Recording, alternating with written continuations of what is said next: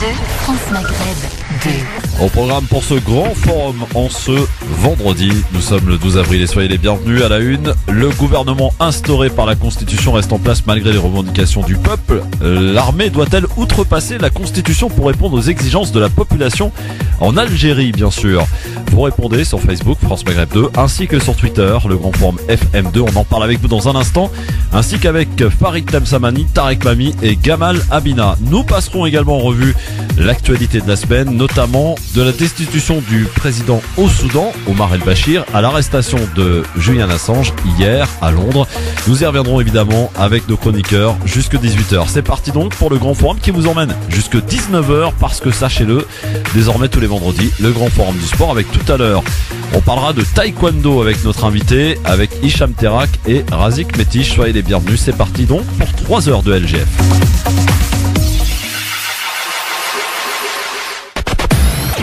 Merci d'être avec nous en direct sur votre radio France Maghreb 2. C'est parti pour votre LGF jusque 19h parce qu'il y a le supplément sport dorénavant de 18h à 19h. Et tout à l'heure, on va parler taekwondo avec Hicham Terak, avec Razik Metiche, avec un invité bien sûr à découvrir donc tout à l'heure entre 18h et 19h. Mais pour l'heure et jusque 18h, pour nous accompagner, Monsieur Gamal Abina qui est avec nous, qui est voilà en pleine discussion, tranquille avec Tarek Mami. Bonjour. Salut Gamal, comment tu vas? Ça va très bien et toi? Tarek Mami, bonjour Tarek. Bonjour Christophe, bonjour à toutes, bonjour à tous. Soyez les bienvenus en direct. Oui, Gamal il découvre l'application. Il est jamais trop tard pour bien faire. Le sujet à la une, donc la question du jour aujourd'hui, je vous la rappelle évidemment à propos de l'Algérie. Le gouvernement instauré par la Constitution reste en place malgré les revendications du peuple. L'armée doit-elle outrepasser la Constitution pour répondre aux exigences de la population? C'est la question que l'on vous pose et à laquelle vous tentez de répondre au 01 40 33 9000. Parce qu'on le sait évidemment que la population ne veut pas, en tout cas pour l'heure, que l'on respecte cette constitution et ce fameux article 102 et cette date d'élection qui, vous le savez, est connue depuis mardi dernier, qui a donc été fixée au 4 juillet prochain. Est-ce que Gamal, l'armée, doit-elle outrepasser j'allais dire la Constitution pour satisfaire le peuple qui est encore une fois par centaines de milliers encore dans les rues d'Algérie aujourd'hui, d'après les dernières images? Si l'armée, c'est compliqué à dire parce que de dire que l'armée va outrepasser, on va tomber dans le système soudanais qui m'inquiète. Non, est-ce qu'elle doit non, outrepasser est-ce qu'elle et doit répondre aux exigences du peuple? Mais précisément, moi je pense qu'il faut pas outrepasser ou faire très attention avec le dépassement des militaires sur cette question-là. Il va falloir effectivement convoquer une nouvelle constitution, c'est évident, mais je sais pas s'il faut s'appuyer uniquement sur l'armée. Ce serait pas une bonne chose à mon sens. Oui. Pourquoi? Parce que les dérapages arrivent très vite. C'était déjà l'armée en 92. À nouveau, c'est l'armée qui a donné là pour que Boutef parte. Si on laisse trop de prérogatives à l'armée, ça va donner quoi? Il y a des ambitions derrière. Sauf que les manifestants demandent une deuxième république, demandent une constituante, demandent à ce que les procès soient enclenchés, que les jugements et de départ surtout de tout le système. C'est compliqué parce que on voit bien que tout le système était comment gangréné par ce système de corruption et de népotisme. Et l'autre question qui se pose et qui est inquiétante, c'est que qui va juger qui aujourd'hui? On sait qui on doit juger, mais qui va les juger? Quels sont les nouveaux juges? Ouais, quels sont les nouveaux juges? Oui. Bon, après, il y a moyen quand même de fixer par exemple une constituante avec des gens indépendants qui pourraient mener la transition parce que Ben Salah est rejeté. Oui, là-dessus, on est d'accord. C'est évident qu'il est rejeté parce qu'il est partie intégrante du système. C'est toujours les mêmes figures qui ont été maintenues. L'erreur, à mon sens, c'est de pas avoir nommé des figures neutres ou au moins des nouvelles têtes qui soient ni du parti, ni du système. Oui. Est-ce qu'on peut juste éteindre l'appli, ça serait bien. Tarek Mami, sur cette question, parce que c'est vrai, au départ, l'article 102 était demandé, puis par la suite, finalement, c'est un autre article qui a été suggéré, le fameux article 7 de la Constitution, et le peuple, visiblement, en tout cas, qui est encore par centaines de milliers dans les rues d'Algérie aujourd'hui, ne veut pas de ce Ben Salah, et surtout ne veut pas de ces élections, visiblement, qui sont rejetés par rapport à la date annoncée au 4 juillet prochain. Comment fait-on maintenant? Est-ce que l'armée doit outrepasser cette constitution, Tarek? Christophe, en fait, faut se mettre dans la tête de quelqu'un qui se met dans un laboratoire, qui est neutre sur l'Algérie. L'Algérie, c'est pas sans problème. Et regarde la situation. Et il dit, monsieur, moi je suis universitaire, je vous mets 2 hypothèses de travail. Je répète, 2 hypothèses de travail. Hypothèse 1, il faut faire une transition dans le cadre de la constitution actuelle pour que cela n'apparaît pas comme un coup d'État fomenté par quelques-uns et que dans quelques années on viendra à reprocher. Ça rappelle 62, ça rappelle 65 et on reste dans le cadre. Mais la pression populaire doit se maintenir pour qu'il y ait, après l'élection de ce nouveau président, la puissance de la société civile pour imposer donc une période de constitution, puisque l'Assemblée générale, l'Assemblée nationale a une durée de vie, je crois, encore un an, et donc avant de renouveler la nouvelle Assemblée nationale algérienne, on met une constitution, on écrit la deuxième constitution, on avance. Et vous avez les jusqu'au-boutistes, non, on veut tout de suite. Ça, c'est la deuxième hypothèse de travail, auquel cas, il n'y a que l'armée qui peut le faire, et si l'armée le fait, elle va goûter tellement au pouvoir qu'après, elle ne lâchera pas le pouvoir. Voilà les deux hypothèses. Et ce sont des hypothèses de réflexion universitaire, Christophe.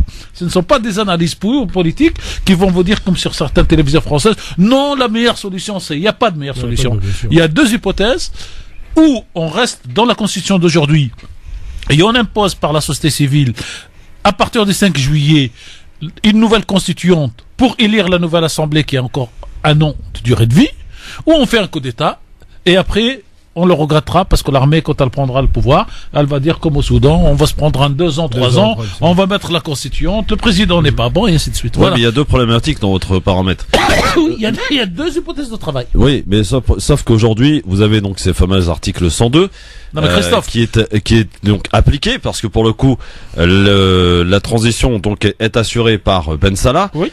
Premier problème, c'est que Ben Salah est rejeté par la société. Mais Ben Salah, ils s'en vont le 4 juillet. Oui, d'accord. Mais lui, ils en veulent pas. Voilà. Non, mais ils en veulent pas. Qu'est-ce qu'on fait? Attendez, Christophe. On va faire quelque chose de pratique. C'est pour ça que je dis que ce sont des hypothèses universitaires de réflexion. On n'en veut pas, on le vire demain. Qu'est-ce qu'on fait? Ça a toujours été ma question. Qu'est-ce qu'on fait le surlendemain? Les élections, visiblement, concrètement. Qui les organise? Non, mais après, on peut très bien trouver des indépendants. Non, mais on trouve pas. Qui trouve? Le mot autorité en Algérie, moi ça me fait rigoler. Les autorités ont édité une liste de 100 personnes qui voyagent pas. C'est qui les autorités? Jusqu'alors, là ça a été repris par l'armée. Voilà. Gad Salah qui est au commande. Donc les autorités aujourd'hui, c'est l'armée. Est-ce qu'on veut aujourd'hui un régime militaire en Algérie?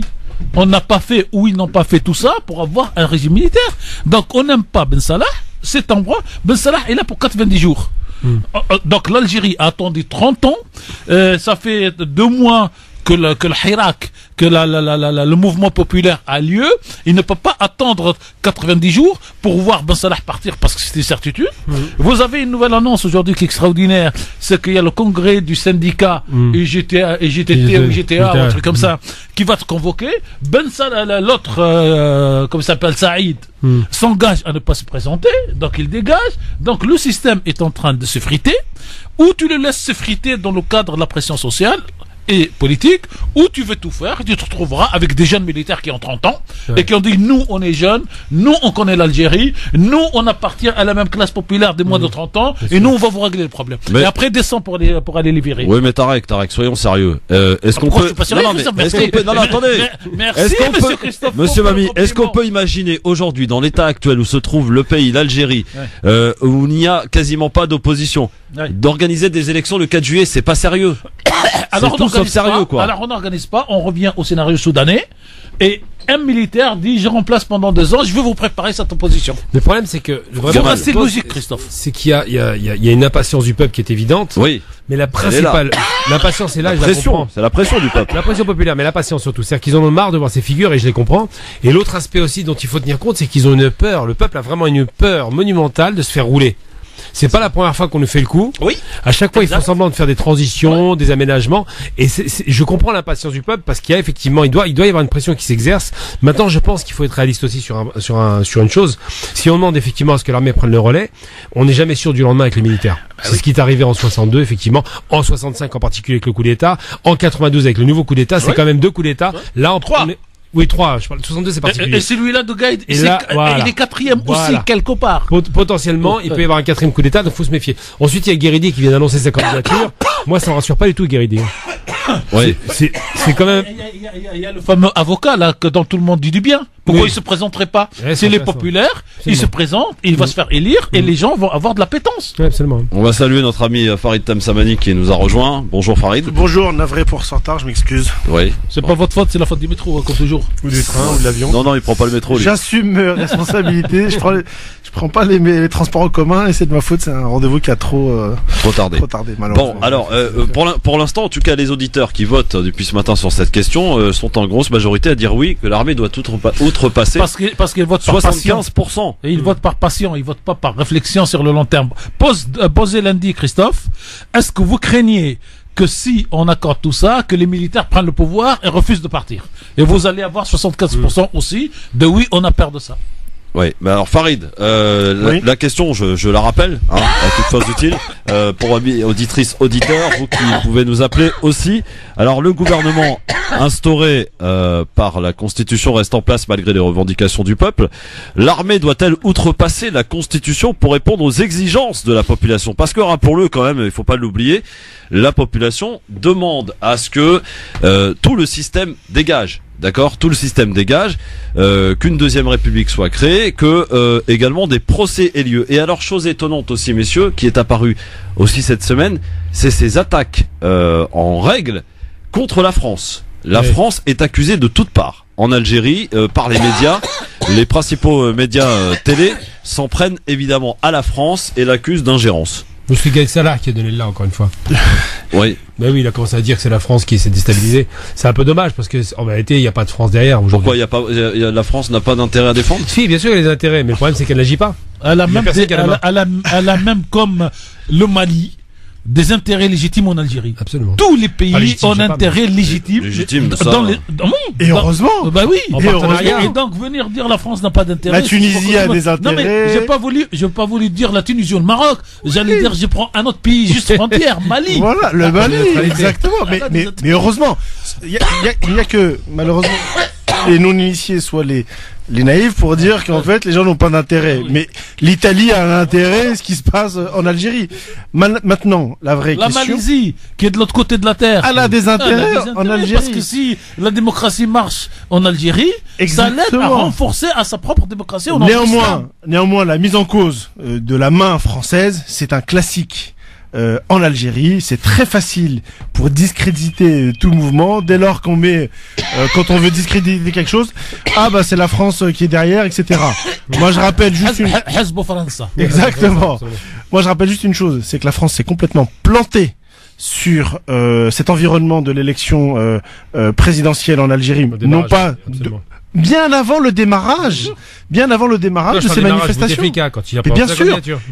Mais il y a plus d'un an, des émissaires du clan Bouteflika se sont présentés à Paris, ont convaincu notre ministre de la Défense, Le Drian, à un 5e mandat présidentiel de Abdelaziz Bouteflika, avec l'argument de dire attention, si Stabilité. la stabilité, etc. Stabilité et contre la radicalisation et contre l'islamisme. Exactement. sans Voilà con- les deux mamelles Exactement. de la démocratie occidentale. N'empêche, c'est inquiétant d'entendre ça. Ils sont venus en France pour dire c'est bien le 5e mandat. C'est comme s'ils demandaient à leur maître est-ce qu'ils sont d'accord. Non, c'est pas. Alors, moi, je le vois pas forcément comme maître. Ah, c'est comme ça que je le vois. Non, parce que et jusqu'à preuve du contraire, l'Algérie n'est pas un pays qui vit en autarcie. C'est un pays qui vit forcément avec des intérêts. L'Algérie a des intérêts ailleurs qu'en Algérie. Il faut savoir également. C'est logique qu'ils investissent. Elle vend un certain nombre d'hydrocarbures, le gaz a des débouchés, etc. Donc il faut pas dire que c'est pas une autarcie. Donc du coup, je suis désolé, sur la L'autarcie, planète. c'est économique, hein, on parle de politique. là, Bien on parle sûr, pas d'économie. mais c'est lié en réalité. Oui. C'est la géostratégie. Oui, mais la c'est- décision c'est lié. politique ne peut pas être prise dehors. Mais si, pourquoi Ah bah non, on est pas Non, d'accord du tout là. Je vais t'expliquer pourquoi. Parce que l'Algérie, on sait pertinemment que le pouvoir tel qu'il était encore aujourd'hui, et même le 5e mandat, est globalement illégitime. Illégitime d'un point Il de est vue. surtout d'un point de irrégulier à vue. la base de la Constitution Exactement. mise en place par Yamin Zerouel. Voilà, c'est quelque chose de très équilibré. C'est un travail d'équilibriste qui a été fait, qu'on le veuille ou non, avec le concert international, même si on peut pas le dire ouvertement en Algérie aujourd'hui, et qu'on le veuille ou non, la France demeure la deuxième puissance diplomatique mondiale après les États-Unis. Donc on ne va Je pas suis pas d'accord avec ça, mais on ne va pas dire que c'est la France qui dit qu'on accepte ou qu'on n'accepte pas, mais en tout cas, on prend le son de cloche. Je vais t'expliquer pourquoi. On a, alors je pense que ça a strictement rien à voir aujourd'hui. Un président Omar El-Béchir qui a été démis de ses fonctions en un temps record dans un autre pays qui a strictement rien à voir avec l'Algérie. Il faut pas croire que c'est la population qui a décidé que l'armée s'en mêle et fasse éjecter Omar El-Béchir. Enfin, les manifestations ont commencé le 14 décembre. Mais c'est pas, c'est beaucoup plus complexe que ça. Ah Ce sont des intérêts géostratégiques. Mais non, faut pas voir la main de l'étranger partout. Faut pas voir la main de l'étranger partout. Il y a des manifestations parce qu'ils ont été inspirés par l'Algérie. Ça a débouché sur non, mais dans les deux cas, si je peux me permettre, il y a une demande populaire profonde qui est exigeante. Complètement. Mais il y a les manipulateurs et ceux qui ont des intérêts qui viennent jouer dans chaque cas d'une manière différente. Au Soudan d'une certaine manière, en Algérie d'une certaine manière, et chacun doit préserver ses propres intérêts. Et pour compliquer la chose, si vous permettez, chers collègues, de nouveaux intérêts. Oui, voilà. Et pour compliquer, regardez la position d'Assange avec l'ancien président, extraordinaire, et le président, la situation d'Assange avec le nouveau président, et vous verrez que les intérêts sont mouvants, ils mouvent, comme disent les jeunes. Heureusement. Et l'intérêt d'aujourd'hui n'est pas celui de demain. Heureusement, concernant le Soudan, je pense qu'on va en revenir. Oui, on y reviendra tout à l'heure. On en reviendra, donc du coup on pourra parler du rôle de la Chine, etc. Pour revenir à l'Algérie, aujourd'hui le pays, et on l'a dit la semaine dernière ici, je pense que les choses sérieuses commencent. Oui. En réalité, avec la démission ou la destitution de Boutef, c'est le vrai chapitre qui Bien sûr, c'est là que ça en réalité, le clan Bouteflika a assuré, on verra à l'avenir, mais a globalement assuré sa sécurisation en termes financiers et en termes d'affaires judiciaires avec l'armée. Pour le moment, ça c'est moins sûr. C'est pas sûr du tout. Tu t'avances un peu trop là. C'est parce que la population, tu me dis ce que tu veux, tu t'avances trop, je t'ai dit. Je te dis que le clan Bouteflika a mis longtemps à négocier. Ils ont réussi à parvenir à un accord, mais pour moi qui est instable. Pourquoi ? Parce que la population qui est dans la rue depuis maintenant quelques semaines et encore aujourd'hui, elle réclame, et tu l'as dit Christophe tout à l'heure, elle réclame le départ d'un système dans son ensemble. Oui, tout le système. Exactement. La réalité, c'est que le système ne part jamais. Il se transforme, il évolue, mais en fait, il ne peut pas partir. Telle une sangsue. Non, c'est pas une question de sangsue, c'est que comment disait Lavoisier déjà ? Rien ne se perd, tout se transforme. Rien ne se perd, rien ne se crée, tout se transforme. Non, mais parce que les gens pensent que, en fait, le système, il y a beaucoup de mauvais, certes, mais le système aussi, c'est ce qui permet la garantie, la stabilité aussi d'un pays en interne. C'est tout. L'armée, qui, moi, je pense, n'a rien à faire en termes politiques, elle doit rester dans ce qu'on appelle les casernes ou aux frontières. Ça, c'est mon avis purement personnel. C'est le processus que l'Algérie est en train de vivre d'une évolution démocratique et qui est un exemple pour beaucoup. Tu as parlé tout à l'heure de la Deuxième République, Christophe, tout à l'heure. C'est ce que demandent les gens, hein. Mais la Deuxième République, ça n'est pas l'abandon de tout ce qu'il y avait avant. C'est juste une évolution du système démocratique. Le problème, c'est que quand on entend système, il faut quand même être très clair, parce que là, tu parles de choses qui sont très théoriques, et dans les faits, les Algériens, quand ils parlent de système, le vrai problème avec le système, c'est pas l'armée, l'institution, l'État ou la présidence. Le vrai problème avec le système, c'est la corruption. C'est ça qui parle de système, le népotisme, et je finis, corruption, népotisme et placement de personnes illégitimes et incompétentes à des postes qu'elles ne devraient pas occuper. Non, je finis. Vas-y. T'avais parlé longtemps, je t'ai laissé parler, donc chacun son tour. Donc, des personnes illégitimes, incompétentes qui occupent des postes par piston. C'est ça le problème du système. C'est-à-dire, que soit la personne qui sort de l'université, elle n'aura pas la place parce qu'elle ne connaît pas quelqu'un. Et le problème des Algériens, absolument l'oligarchie, système oligarchique d'incompétents notoires qui ont fait leur preuve durant 20 années, où effectivement il y a eu 1000 milliards de dollars investis un peu n'importe comment, avec une corruption endémique et avec des résultats qui sont pas peu probants. Donc les Algériens, quand ils parlent de système, ils sont pas en train de dire on fait table rase du passé, en aucun cas.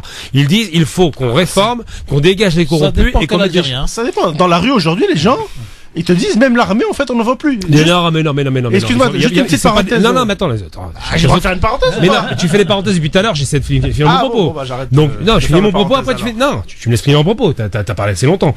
Tu dis les gens. Il y a pas les gens. Christophe, il tient le chronomètre. Ouais, j'entends bien. Il y a pas les gens. Il y a les gens, en règle générale, ils vivent la même chose. Ils vivent ce qu'on appelle la hogra en Algérie. L'humiliation de se dire, nous ne serons jamais rien, on est dans un pays qui ne décolle pas économiquement, avec des gens qui en profitent. Il y a un système de profiteurs profiteur. C'est là où je parle de système de profiteur. Pas l'institution militaire, elle est respectée en Algérie à telle enseigne que quand il y a le crash de l'hélicoptère l'année dernière, ça a été un deuil national. Donc on n'est pas dans le problème de critiquer l'armée. Preuve en est, Gaïd Salah est tenu d'une certaine mesure un héros. Aujourd'hui, ce qui est critiqué en Algérie, c'est la façon dont sont faits les marchés, c'est la façon dont sont placés les gens, c'est la façon dont sont placés les dirigeants de société. C'est ça qui est critiqué. Et c'est essentiellement ça. Alors, je voudrais juste vous rapporter, Farid, je voudrais juste vous rapporter aussi, ça c'est monsieur Georges Balbruno, que tout le monde connaît, qui a fait part des Russes à propos de la France, et des Russes qui ont en effet, critiqué. Ça a été rapporté par le Figaro, qui demande à la France de ne pas s'ingérer dans le nouveau processus en Algérie. La France en répondait oui, vous inquiétez pas, on le fera pas. Hein. Est-ce que les Russes ont le droit ou pas? Non, mais Christophe, vous savez que moi j'aime bien jouer le hors-jeu, limite, ligne rouge. Est-ce que monsieur est-ce que monsieur Omal Bruno a écrit un livre sur les Émirats ou sur l'Arabie Saoudite? Jamais. Bon, donc sur Ramadan. C'est quoi le rapport? Ah, mais c'est le rapport. C'est le rapport, c'est-à-dire que lui, il a des intérêts avec des gens qui ont des intérêts. C'est même une commande. Et voilà. Et c'est pour ça qu'il écrit 2 livres contre le Qatar. Et c'est pour ça qu'il dit les Russes, les méchants Russes, parce que quand on lit son tweet, il le dit pas, mais vous pouvez rajouter par une alliance, subliminale, le mot méchant relire. Et ça ne change rien. C'est les méchants russes veulent nous emmerder, nous, les Français qui avons des intérêts en Algérie. C'est comme ça. On va essayer d'être concret. C'est comme si, en fait, on considère que les Russes n'ont pas d'intérêt en Algérie. Ils ont beaucoup d'intérêt. Ils ont énormément d'intérêt. Premier marché militaire. Non, mais ils ne doivent pas avoir d'intérêt. C'est pas qu'ils n'ont pas. Et les Russes sont partie prenante de la crise actuelle. C'est juste que c'est beaucoup plus facile de taper sur la France que sur les Russes pour des raisons historiques. Ça y est, je l'entends. Juste pour la parenthèse que je voulais faire tout à l'heure. Excuse-moi, mais aujourd'hui, le dilemme que les Algériens ont sur place, excuse-moi, c'est le fait que c'est l'armée qui a destitué le président de la République, Abdelaziz Bouteflika. Non, il a démissionné, hein, pardon. Oui, enfin, tu peux appeler ça comme arrêtez de dire non. Il a démissionné. Non, ne dis pas de bêtises. Moi, je te dis une destitution. Oui, vous pouvez dire ce que vous voulez. Moi, il y a les faits. Dans 10 ans, quand tous les livres sortiront, et quand tous les morts d'aujourd'hui, ils disparaîtront, on vous dira qu'on a écrit une lettre qu'on a amenée au monsieur. Pareil. Oui, c'est exactement ça. C'est, tu démissionnes ou on te destitue. Alors, tu sauves ton honneur, tu signes pas, et t'as bien sûr. Et juste pour revenir sur le système, parce que avec Gamal, on n'avait pas forcément la même définition du système. À ma connaissance, ça n'est pas un juge qui a destitué le président de la République, Abdelaziz Bouteflika. C'est la main. Juste, je termine. C'est la main, notamment, de l'armée. Ce que tu expliquais, qui est complètement vrai, c'est effectivement cette hogra que l'immense majorité de la population vit, quoique. Il y a même des gens qui aujourd'hui sont très inquiets du petit avantage ou pouvoir exactement qu'ils ont aujourd'hui parce que l'armée est plus ou moins proche partout. La réalité, c'est quoi? C'est que d'un point de vue purement économique, c'est l'armée qui maîtrise les choses. Non, c'est faux. C'est l'armée qui Non, on n'est pas en Égypte. On n'est pas en Égypte. J'ai pas dit que c'était l'Égypte. Non, on n'est pas en Égypte. C'est pas l'armée qui maîtrise les choses, c'est les oligarques. C'est pas nécessairement des militaires. Les oligarques ne peuvent évoluer. Je parle des grands pans des grands pans de l'économie algérienne ne peuvent évoluer, ces oligarques, que grâce de près ou de loin, grâce avec l'accord, avec l'accord de l'armée. Grâce et avec l'accord, mais l'armée algérienne en termes de capitalisme, ça n'est pas l'armée égyptienne, c'est pas l'Égypte qui n'est pas propriétaire des biens. Voilà, exactement. Elle délègue à quelques-uns, elle garde des privilèges. Donc, bien sûr que l'armée est une véritable question, et le vrai dilemme, c'est quoi? C'est qu'on l'a entendu, c'est qu'elle essaye de jouer aujourd'hui officiellement la théorie de la constitution ou en tout cas de la démocratie. Mais les gens ont bien compris qu'en fait c'est pas une nouvelle élection qu'ils voulaient, c'est quelque chose de beaucoup plus large en vérité. La deuxième République, appelons-la comme on veut, ou peut-être même il y a des gens qui parlent de constituante, etc. Mais la réalité c'est que l'armée dans tous les cas sera toujours gagnante. Pourquoi? Oui. Pourquoi? Parce qu'en réalité, selon la vindicte populaire, on va voir si elle va encore une fois destituer le président par intérim, qui je vous rappelle, qui à mon avis a compris qu'en fait il va juste se servir, avec tout le respect qu'on peut avoir pour lui, de pantin en réalité. Le respect pour lui, je l'ai pas le respect. Quand on va 10 jours, il s'en va. Je pense que c'est un pantin, c'est un pantin. C'est un pantin. C'est une transmission, quoi. La réalité, c'est que il sera, selon la vindicte populaire, l'armée décidera ou non de lui-même le destituer. Mais si elle le destitue à sa manière, c'est-à-dire avec une lettre, il l'aura fait, je ne peux pas assurer ma mission, etc., etc., pour faire plaisir à notre ami Christophe.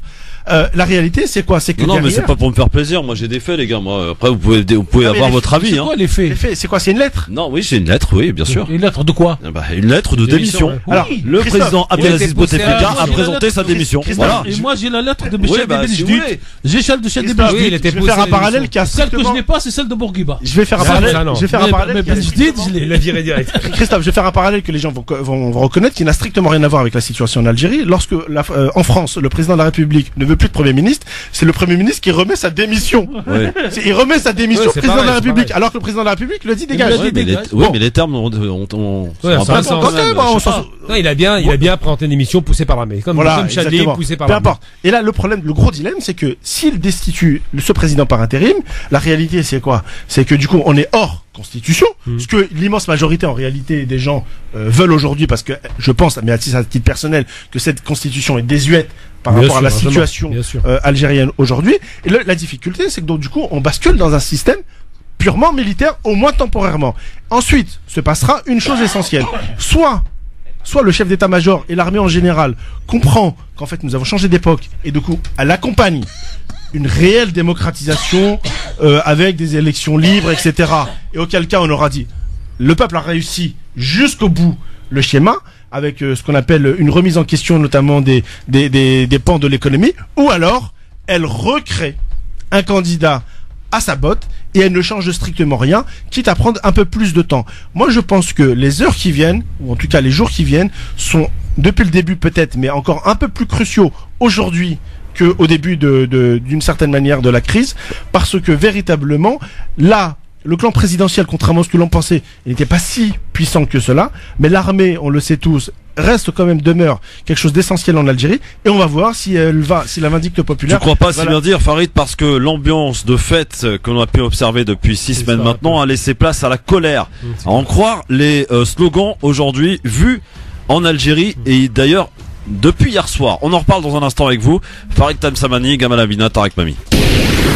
Le LGF, le grand forum avec aujourd'hui sur ce plateau Tarek Mami, Gamal Abina et Farid Tamsamani. Et on est évidemment toujours et encore, j'allais dire depuis le 22 février, on parle de l'Algérie dans cette émission sur France Maghreb 2 parce que l'Algérie, il s'y passe des choses en ce Non, moment. mais parce que, non, ça il passe pas. Il se passe des choses comme ailleurs, mais l'Algérie nous tient à cœur. Bah oui, Et évidemment. donc, on y investit. Parce que moi, je peux vous dire, et je suis super énervé, Pourquoi que ce qui se passe au Soudan est aussi important pour le peuple soudanais et pour toute cette partie d'Afrique. Mais nous, on considère que l'Algérie, c'est le centre du monde parce que nous sommes algériens de naissance, de culture, de cœur, De cœur, ouais, voilà, de c'est ça. tout ce qu'on veut. Ouais. Et On n'est pas objectif. en somme. voilà, et on refuse de regarder objectivement ce que le monde vit aujourd'hui, parce que l'Algérie d'aujourd'hui, c'est la Syrie d'hier, qu'on veuille ou qu'on le veuille pas, c'est le Soudan d'aujourd'hui, c'est peut-être, et j'espère dans des conditions aussi pacifistes que l'Algérie du Maroc de demain, c'est peut-être les pays du Golfe dans le Hirak qui va venir. Donc il faut qu'on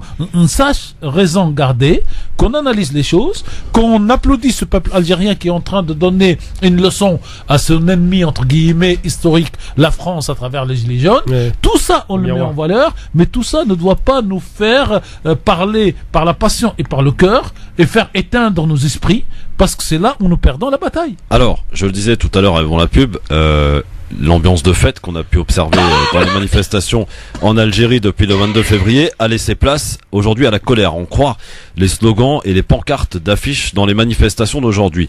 On se moque de nous, s'insurgent les Algériens, interrogés notamment il y a en début d'après-midi par nos confrères de RFI, place de la Grande Poste au centre d'Alger.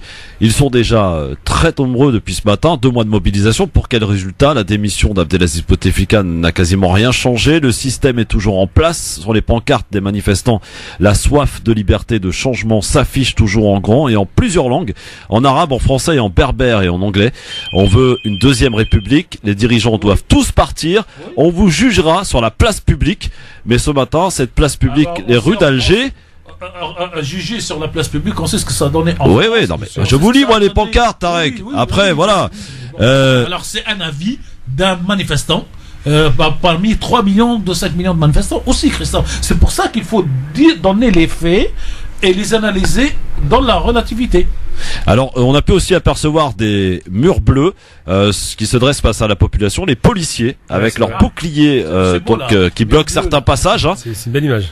Belle image. Des images difficilement. Donc, la gendarmerie nationale a également installé, sachez-le, des barrages filtrants sur les principales Ouais, routes qui mènent à Alger. Les Algériens vont-ils pouvoir déjouer cet important dispositif sécuritaire et converger en masse vers le centre de la capitale?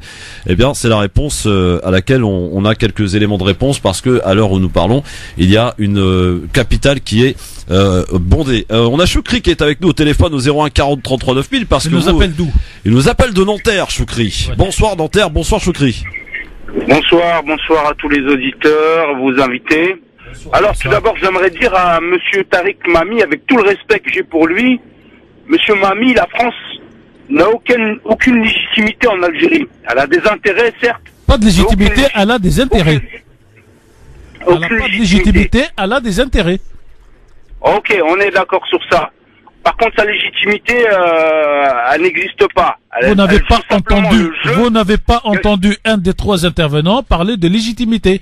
Les C'est vous trois, qui on l'avez a dit, parlé Monsieur Mami, d'intérêt. C'est vous qui l'avez dit, S'il vous plaît. personne d'autre. C'est vous Allez-y. qui l'avez dit. J'ai dit Après- légitimité?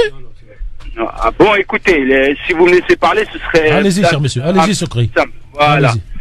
De deux, il y a Monsieur Farid là qui dit que la crainte du peuple, c'est l'armée. Mais c'est tout l'inverse. L'armée, elle est très consciente de ce qui se passe dans le monde. Aujourd'hui, c'est plus un colonialisme comme on l'avait, c'est un impérialisme international et dont on fait tout pour se protéger. Donc, la seule et unique garantie de l'Algérie, c'est l'armée. Tant qu'un peuple, un pays a une armée forte, c'est la garantie de la stabilité et de la paix. Voilà ce que je voulais dire à ce sujet.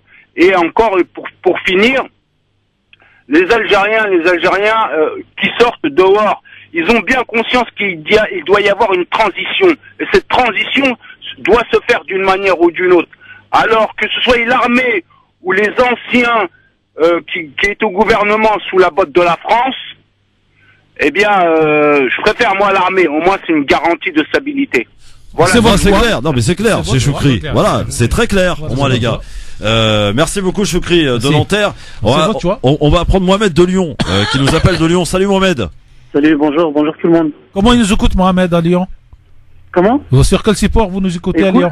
Écoutez, mamie, là, j'habite à Lyon, là, je suis sur l'autoroute, et Dieu merci, j'ai le portable, mon iPhone avec moi. Avec Sur l'application. D'accord. Voilà, je voulais m'arrêter sur l'autoroute. Non, mais je vous remercie C'est bon. parce qu'on diffuse aussi maintenant sur la radio numérique à Lyon. C'est pour ça que je pose la question. Oui, je Il me faut suis le pas encore savoir. occupé, mais l'appli, je l'utilise tout le temps, moi. Partout où D'accord. je suis, ça marche bien, donc ça va. Super, merci. Je vous appelle aujourd'hui, juste pour vous dire que je voulais apporter mon opinion. Moi, je suis un peu d'accord avec mamie, avec vous, un tout petit peu sur le fait que, évidemment, il va falloir s'organiser et proposer quelque chose parce que je crois que l'enthousiasme tous les vendredis était présent, ça fait plaisir, on est tous heureux, on a pleuré, on a ri, on a vécu toutes les émotions. Désormais, moi, ce qui me fait peur, c'est il n'y a rien en face. Les présidentielles, si elles doivent se passer, qu'est-ce qu'on va proposer? Donc, à un moment donné, la police en face, elle va perdre patience parce que il y a la fatigue, il y a la tension, et puis tous les vendredis, 20 millions de personnes dans les rues, ça tiendra pas longtemps. Moi, je trouve trop de manifs, ça va tuer l'enthousiasme. J'espère juste que il y aura des propositions et une organisation en face parce que 3 mois, c'est vite fait, c'est vite là. Et au jour d'aujourd'hui, j'essaie de m'informer un peu partout. Il n'y a rien en face. On n'a que des noms qui sortent par-ci, par-là. Mais c'est pas des leaders. Il n'y a pas de poids. Et c'est inquiétant. Donc, par rapport à l'ingérence, moi, je voulais dire un truc. C'est que le chantage de la main étrangère, ça, on nous le fait tout le temps en Algérie. Ça va. On sait très bien que les pays étrangers, ils ont tous des intérêts. Ils n'attendent que ce soit, le bordel pour s'immiscer d'une manière ou d'une autre. Mais c'est pas pour autant qu'il faut lâcher. On n'est pas des gogoles. Il y a des gens en face. Il y a des plateformes qui commencent à s'organiser un peu partout en Europe, même en Algérie, j'ai vu. Mais par contre, il va falloir qu'il y ait un leader. Ça ne pourra pas tenir trop de manifs comme ça. Tous les vendredis, l'enthousiasme tombera forcément un jour ou l'autre. Et en face, ce qu'il faut savoir, c'est que la police a été patiente jusqu'ici, mais elle ne sera pas aussi patiente prochainement. Parce qu'il y a la fatigue, encore une fois, et puis la tension. Donc voilà. Il y a trop Merci de Mohamed. tension. Voilà. Ouais, on a bien compris en tout cas votre propos, cher Mohamed. Eh bien, quand on écoute Mohamed, on se dit mais comment on peut organiser des élections comme- le 4 juillet? Non, mais comme il a dit, C'est-à-dire que ces élections doivent être 4 considérées. juillet, c'est demain, Tarek. Hein. Oui, justement. Qui se dégage? Il n'y a aucun nom qui se dégage. Non, mais vous avez le grand avocat dont tout le monde parle. Oui, vous avez la dame qui est la présidente d'une association des droits de femmes, un truc comme ça. Vous avez dans la société civile aujourd'hui algérienne une dizaine de personnes qui émergent. Elles n'ont qu'à se présenter.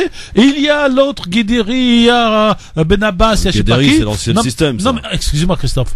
Et ce tout peuple de dire parmi la nouvelle offre de 10, je choisis celui qui est nouveau ou qui est le moins pire, la définition, tout en continuant, à mon sens, la pression pour la Constitution à partir du 5 juillet pour écrire la deuxième Constitution. Pour vous, il y aura élection le 4 juillet? On ne peut pas prévoir, mais je veux dire, il y aurait intérêt à y avoir, parce que si on la fait pas, qui va la convoquer demain, Christophe? Mais moi, j'ai quand même. Oui, Gamal. Il y a un signal qui est inquiétant quand même, faut pas le perdre de vue, c'est qu'aujourd'hui, effectivement, Christophe fait bien de le rappeler, c'est un mur bleu de policiers. Oui. On a essayé d'empêcher l'accès à Alger de la plupart des manifestants qui viennent de l'extérieur. Il y a un resserrement de la vis qui commence à s'observer par on ne sait pas qui au demeurant. Les autorités, entre guillemets. Les autorités, donc elles sont nombreuses. Mais le souci principal, c'est que s'il commence à serrer la vis, c'est qu'il y a effectivement une impatience, non pas de la part de la police, je suis pas d'accord avec ce que dit l'autre auditeur au téléphone, Mohamed. Ils sont pas fatigués de manifester, les Algériens. Ça fait 30 ans qu'ils en ont marre de voir ce système, donc il y a rien à faire en Algérie de toute façon, on s'ennuie cordialement. Donc tous les vendredis sortir et faire d'aller au stade, voilà. Voilà, ça leur fait plaisir, c'est familial. Alors, à mon sens, jusqu'au premier vendredi du Ramadan. J'entends bien. Les préoccupations vont changer. Ah ouais. Après c'est le ventre. L'alimentaire et le ventre. Le ventre et l'eau va parler. Ils auront le temps, au contraire, Tarek, d'y aller. Hein. Ils seront moins motivés avec la chaleur. Mais ce qui est sûr, c'est qu'effectivement, ils ont que ça à faire. Je veux dire, qu'est-ce qu'ils ont de mieux à faire? Ils ont fait tomber un système présidentiel. Ils ont fait tomber le 5e mandat. Ils ont fait tomber un gouvernement. Ils ont fait tomber toute cette peur qui était instillée dans la population. La peur a changé de camp. La peur a changé de camp. Ils sont quand même 20 millions en face. C'est monumental. Un Algérien sur deux.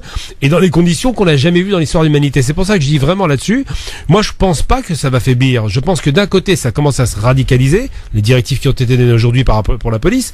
Et de l'autre côté, effectivement, on a un peuple qui est déterminé parce qu'il a tout gagné jusqu'à présent. Il a aucun échec. Ouais. Christophe. Oui. Est-ce que je peux vous provoquer? Oui, allez-y. Dans l'urgence. J'aime bien, moi. Est-ce qu'on peut écouter la chanson Allo System, que vous avez diffusée plusieurs fois? Écoutez les paroles. Oui, je vais vous la passer tout à l'heure. Non, mais vous allez écouter la parole de ce que les gens qui sont sur place. Ils disent, on veut plus de tous ces bandits, on est sortis, machin. Mais maintenant, on veut une république démocratique, en arabe, derrière Sha'biya, la Wirathia. Donc, pas héréditaire. Et vous avez, donc, les gens, voilà. Pas un royaume, pas un royaume, en tout cas, pas héréditaire. Parce qu'on avait inventé dans les années 80 un mot en langue arabe, qui s'appelle Al-Jumwirathia, c'est-à-dire la république héréditaire. C'est-à-dire que ça s'appelle République, c'était pour à l'époque Assad, et c'était après pour les Égyptiens là pour pour Gamal Mubarak. Voilà. Et donc c'était Al-Jumwirathia. Donc la République héréditaire. Aujourd'hui, les Algériens ne veulent plus de cette République héréditaire. Ils voudraient, comme partout dans le monde, vous prenez les grosses images, vous prenez par exemple, il y a un certain moment une plaquette qui a circulé sur Internet, et vous avez les noms des ministres de l'éducation nationale en France, et en face en Algérie. T'as le même mec. Il a fait les 15 ministres. Écoutez Raja Méziane, 2 secondes. Voilà, ça s'appelle Raja Méziane et le titre c'est Allô le système. Et voilà. Il y a cette phrase, vos enfants font les études où ils veulent, alors que le système d'éducation algérien s'est effondré. Et la première phrase, moi j'adore, c'est, je sais pas comment on va traduire ça pour les auditeurs francophones, mais la première phrase, Christophe, il y a un sahab taoula ou un truc comme ça, c'est le mec à la table. Qui c'est qui est le mec à la table en Algérie? Alors certains me disent, ce sont les gens qui travaillent pas et qui passent la journée au café. Donc c'est le mec à la table. D'autres ils disent non parce qu'il y a des petits gens qui mettent une table pour vendre les cigarettes, c'est l'homme à la table. D'autres ils disent c'est ceux qui sont dans le bar. Donc c'est tous ceux qui sont assis. C'est les hétis de la table. Voilà, face à un système. Donc, on accueille Auria qui nous appelle de Paris. Bonsoir Auria. Oui, bonsoir Christophe. Bonsoir et bienvenue à vous. Oui, merci. Je voulais juste parler sur l'Algérie. Tout est dit dans la chanson là de Raja Méziane. Et puis je voulais juste passer un message à Gaïd Salah. J'ai envie de lui dire s'il vous plaît, sécurisez l'Algérie d'abord. La politique c'est pas pour lui. Comment se fait-il un pays quand même qui a donné tant d'hommes, tant de femmes, pas n'importe lesquels, se retrouve là où il est aujourd'hui? ce peuple, cette jeunesse, en a marre. On a marre. De l'injustice, des richesses qui ne sont pas partagées. Tout a été détruit. Culturellement, l'éducation, l'économie. Moi, je veux voir une Algérie très forte économiquement, culturellement, etc. Vous savez très bien. C'est ça, on n'a pas peur quand on a un peuple comme ça, qui, avec une économie forte, une école aussi, vous venez de parler de ça, M. Tarkmani, on ne craint personne. L'Algérie n'est pas la Syrie. L'Algérie, c'est autre chose. C'est eux qui ont voulu mettre l'Algérie dans cette situation-là. Ce n'est pas le peuple algérien, quand même. Il a payé le prix fort. Fort, énormément. Bon, ça suffit. Franchement, qu'ils arrêtent et qu'ils écoutent le peuple. Malgré on est contre Ben Salah, M. Ben Salah. Moi, non. Constitutionnellement, il doit rester. S'il doit démissionner, il y a le deuxième. Pareil, il va démissionner. Le troisième, je peux vous le dire, c'est Salah Goudjil. Bon, peut-être que la jeunesse d'aujourd'hui ne le connaissent pas, mais ils vont le connaître aussi, lui aussi. Mais il doit écouter le peuple, M. Gaïd Salah, pas les Émirats, pas ces gens-là. Moi, je préfère être soutenu par l'Amérique ou la France surtout, qu'on a, historiquement, on a une histoire avec elle, qu'avec les Émirats. On va voir où on va arriver. Il va voir. S'il a fait quelque chose, qu'il dit, voilà, pardon, peuple algérien, on va le pardonner. On va le pardonner. Voilà, mais qui va à l'intérêt de l'Algérie, sécuriser l'Algérie, le plus important, c'est ça son rôle. Ouais. Merci Ouria de Paris pour votre Farid, je t'ai vu réagir. Non, je disais que c'est très riche parce que, en vérité, tout le monde ne voit pas les choses de la même manière. Là, et heureusement. Et d'ailleurs, c'est la diversité algérienne aujourd'hui. Exactement. Et je réagissais parce que cette auditrice a complètement raison. Et je disais juste une chose, je suis pas certain que l'ensemble des auditeurs ou des Algériens partagent forcément son avis. Moi, si je peux me permettre. À propos de qui? De Gaïd Salah? Non, à propos du fait d'être soutenu de l'association en général, mais d'être pourquoi pas soutenu par des pays autres dans le bon sens du terme, si c'est possible. La réalité, c'est que c'est une vision utopiste et il faut quand même rester, à mon avis, un peu utopiste. Moi, je voulais juste te dire, on a un prisme qui est essentiellement politique. Je pense, en tout cas, ça c'est mon vœu, on veut absolument avoir un homme providentiel à la tête. Moi, il ne faut plus d'hommes providentiels. Il faut des hommes normaux qui font un mandat, qui s'en vont. Et on peut même imaginer un autre schéma politique pour l'Algérie qui serait peut-être même à inventer. Peut-être que l'Algérie serait peut-être même le modèle, un nouveau modèle pour le reste de la planète, pour dire voilà, en fait, ça n'est pas forcément un président qui va impulser ou quoi que ce soit. C'est peut-être un modèle, je dis une bêtise, peut-être un modèle, comment dirais-je, parlementaire ou un autre schéma. Mais en fait, à force de vouloir absolument quelqu'un, on ne sera que déçu. Autre chose. Mais là, ils veulent pas quelqu'un. Hein. Mais en fait, est-ce qu'on peut admettre ensemble que notre grille de lecture à tous a été erronée? Bien sûr. Sur personne, mais sur ce qui se passe en Algérie. Vous êtes pas capable de me dire franchement droit dans les yeux que ce qui se passe aujourd'hui et tout ce qui s'est passé depuis le 22 février, vous le sentez venir. C'est impossible. C'est impossible. Voilà. Donc, aujourd'hui, on a une population qui reste mobilisée, qui reste plus que jamais mais tu l'as dit, dans le fait de ne plus vouloir ces gens et ce système. Vous nous dites, oui, mais le système, il peut se reproduire. Non, mais les gens, ils restent attentifs. Ils restent attentistes. Non, le système, il ne veut plus de ce système. Non, mais sauf que les gens. Alors commençons par définir le système. Voilà, c'est quoi le système, premièrement? C'était la question tout à l'heure. Voilà, commençons par le système, c'est les Algériens eux-mêmes. Non, c'est pas les Algériens eux-mêmes. Ce sont tous ce clan, tout ce camp qui a pris en otage l'Algérie, la gérontocratie. Voilà. Non, encore une ligne rouge. Il y a un penseur extraordinaire qui disait quand même quelque chose. Attends, il y a tous ces jeunes. Il y a tous ces jeunes. Parlez pas en même temps. Il y a tous ces jeunes qui se révoltent aujourd'hui, va voir qu'est-ce qu'ils ont pris comme argent à l'Injet pour des projets qu'ils n'ont pas mis en place. Eux-mêmes, ils font partie du système.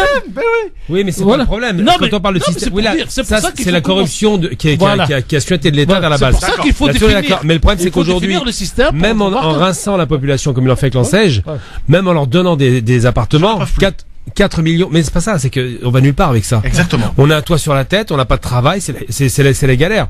Donc tout ça, c'est C'est pour la dire paix quoi? sociale, ça. Oui, la paix sociale achetée dans des conditions c'est un peu une façon un peu comme le RSA en France, on donne un petit peu d'argent pour que les gens se suicident pas.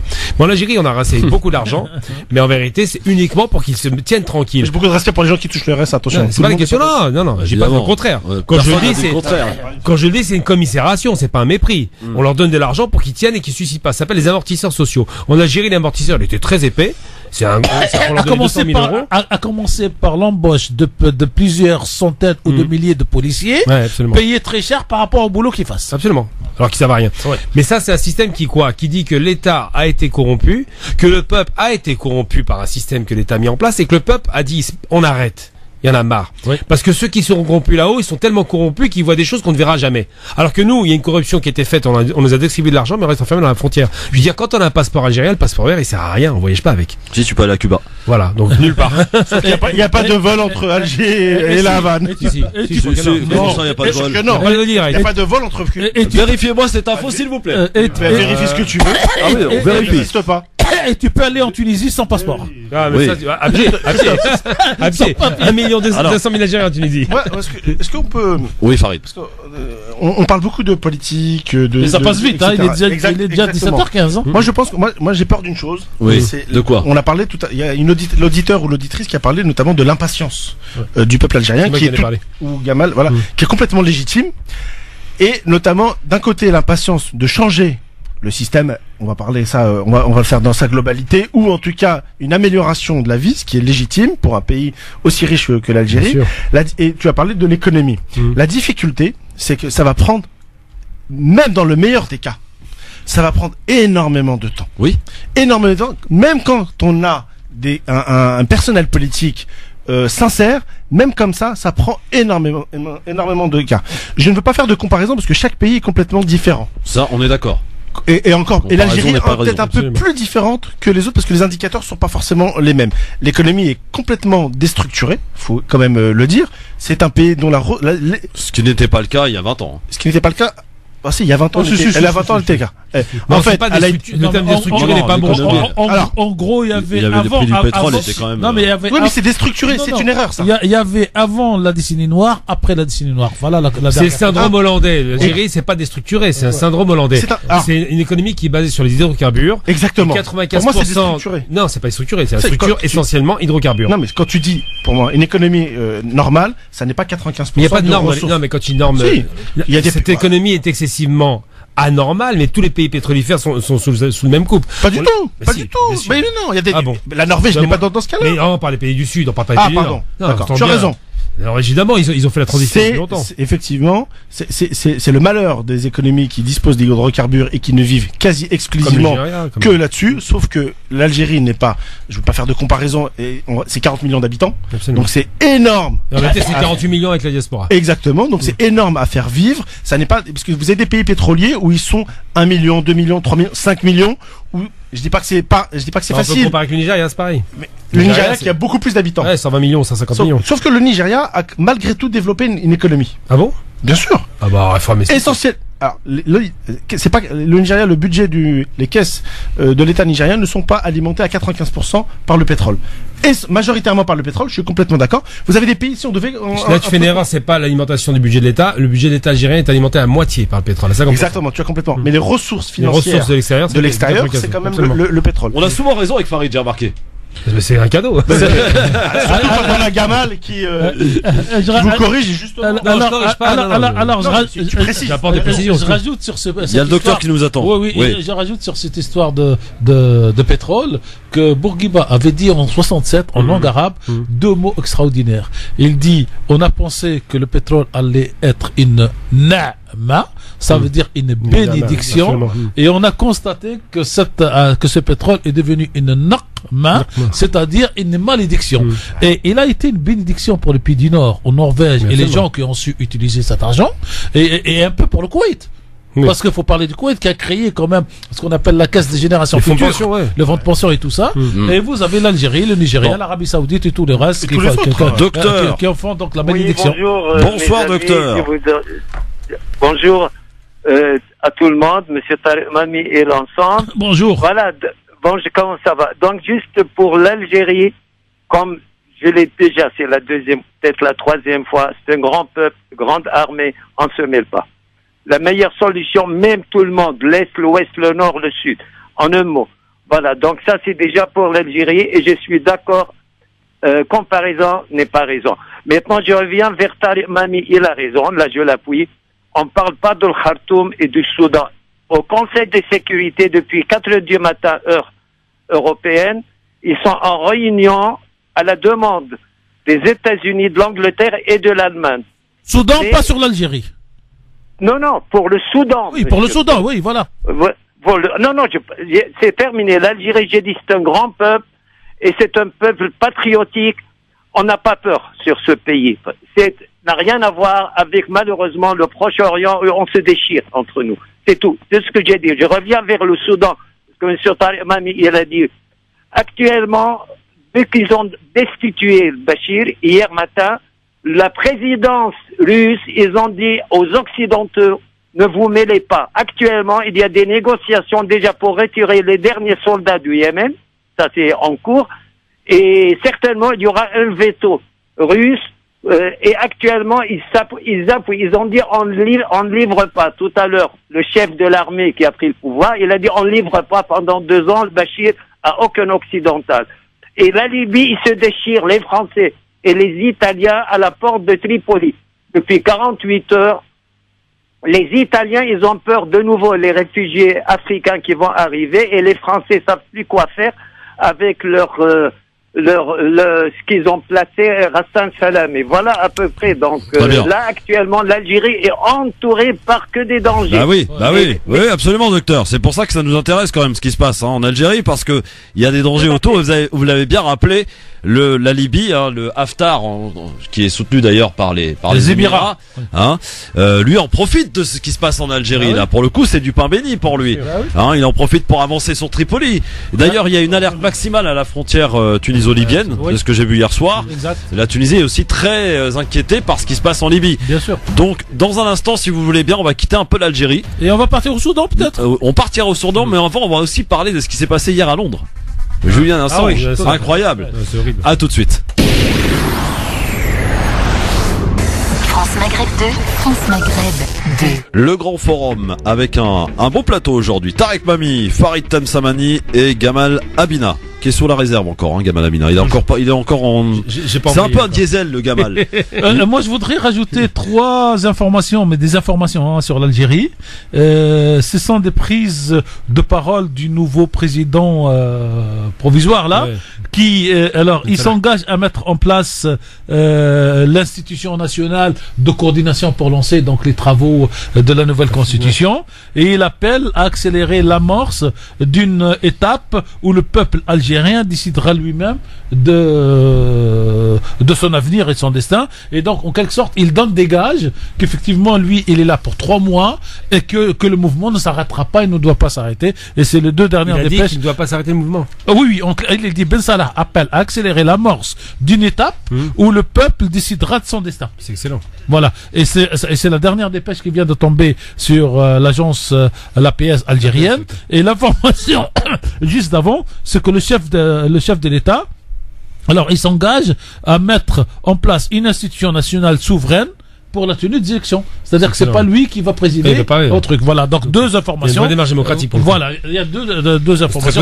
En fait, le rêve pour nous tous, c'est que l'armée algérienne se comporte un peu comme l'armée portugaise. Lors de la révolution des Juillet, on aurait eu la fierté de voir le peuple bouger. Bien sûr. Et la fierté d'avoir l'armée transmettre le pouvoir dans le peuple. Bon, alors on quitte les DZ un petit peu.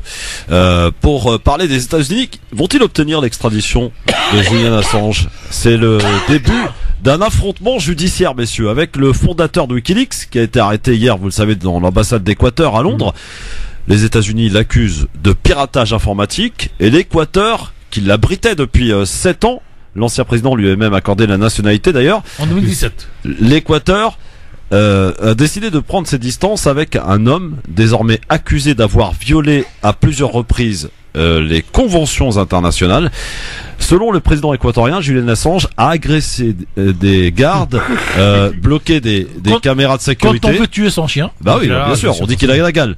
A accédé à des dossiers sans autorisation. Il est également soupçonné d'avoir fait fuiter des informations privées sur la famille du chef de l'État. On y vient. Et pour l'adversaire politique de ce dernier, l'ancien président socialiste Rafael Correa, il s'agit là d'une traîtrise de la part de l'actuel gouvernement de droite. Écoutez ce qu'il disait, l'ancien président de l'Équateur. C'est vrai que Julian Assange parfois ne respectait pas certaines règles. Sous mon gouvernement, je lui ai coupé pendant un temps sa connexion Internet parce qu'il interférait dans la campagne des présidentielles aux États-Unis. Et nous sommes très respectueux du processus démocratique de chaque pays. Mais ce n'est pas pour ça que j'allais le sortir de l'ambassade. C'est comme dire, si tu te comportes mal, je te jette au lion. C'est n'importe quoi. Alors ça, c'est l'ancien président, hein. Donc, sous la présidence de Rafael Correa, Julian Assange était un symbole de la liberté d'expression persécutée, une carte à jouer à l'opposition aux États-Unis.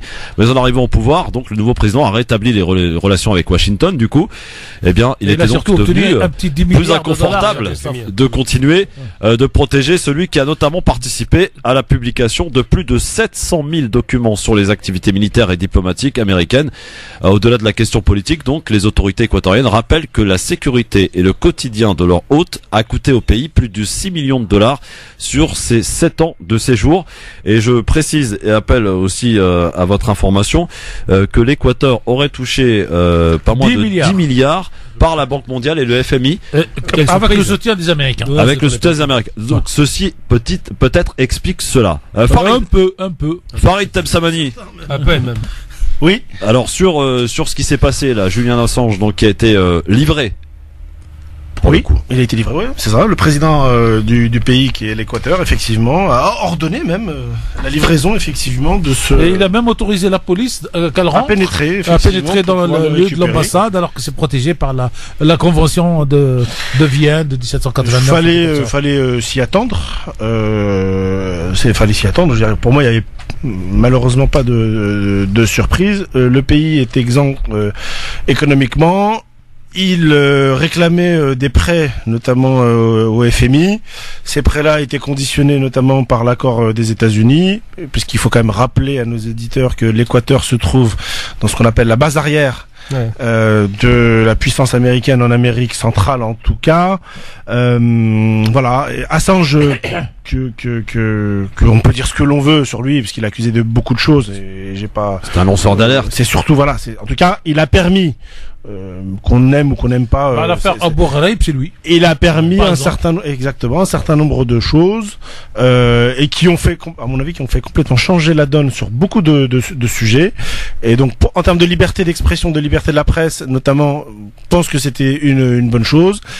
Je suis triste pour lui, pas du tout étonné, mais je pense que lorsqu'on a un destin comme celui-ci, se faire arrêter, voire même mourir, ça n'est que secondaire, mais ça c'est mon avis la vidéo personnel. d'arrestation qui a fait le tour du web. Hein. Oui, enfin dans 2 jours on l'aura oublié, je te rassure. C'est comme ça.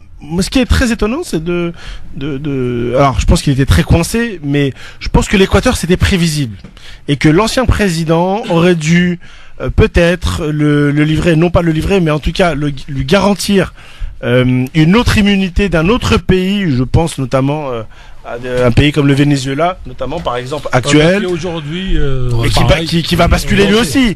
Mais je veux dire, la Chine, avec la Chine ou la Russie. Alors la Chine est un mauvais exemple. La Russie, parce que la Chine est complètement associée des États-Unis, donc ce serait pas mêlé. Mais on a quelques petits pays sur la planète qui encore peuvent se permettre, en tout cas, de ne pas complètement servir. L'Algérie des années 60. Voilà, en 2019 c'est plus le cas, mais en tout cas, donc voilà, moi je suis un peu, quand elle était la Mecque des révolutionnaires en 1960, c'était possible. Juste une chose, Christophe, c'est que en réalité, ce président-là, qui a certainement été soutenu financièrement, à mon avis, par des lobbyistes qui voulaient absolument récupérer Assange. Donc ça c'est à mon avis. En fait, on l'a installé au pouvoir pour qu'il accomplisse une tâche. Exactement. Donc ça c'est une évidence, mais c'est aussi le jeu. Voilà. Moi, je pense plutôt au peuple équatorien, en réalité. Il est humilié dans cette affaire. Il est humilié parce qu'il a eu une fierté pendant 7 ans. Voilà. Je suis même pas certain que le peuple équatorien ait voulu le protéger, Assange, à la base. Mais une fois qu'il a été fait, ça devient un aliment de Voilà. Donc moi je me mets à la place du peuple équatorien. non, surtout je me mets à la place de Assange qui à mon avis alors même si ça va prendre un peu de temps, à mon avis va être très très vite extradé. Je suis pas certain aux États-Unis, contrairement à ce que l'on pense. Je pense qu'il y aura une période intermédiaire. Au Suède. Voilà, où je pense qu'il y a quelques soucis en Suède, où là peut-être la justice est peut-être un peu plus clémente, et puis dans quelques temps on apprendra que non mais pourvu qu'il ne va pas devienne bien. pas un espèce de Battisti dont on n'a pas beaucoup parlé ici sur France Maghreb 2. Ça serait très intéressant d'en parler à Battisti. Voilà, parce que il faut aussi que des fois les gens admettent qu'ils ont couvert quelqu'un qui méritait pas d'être couvert.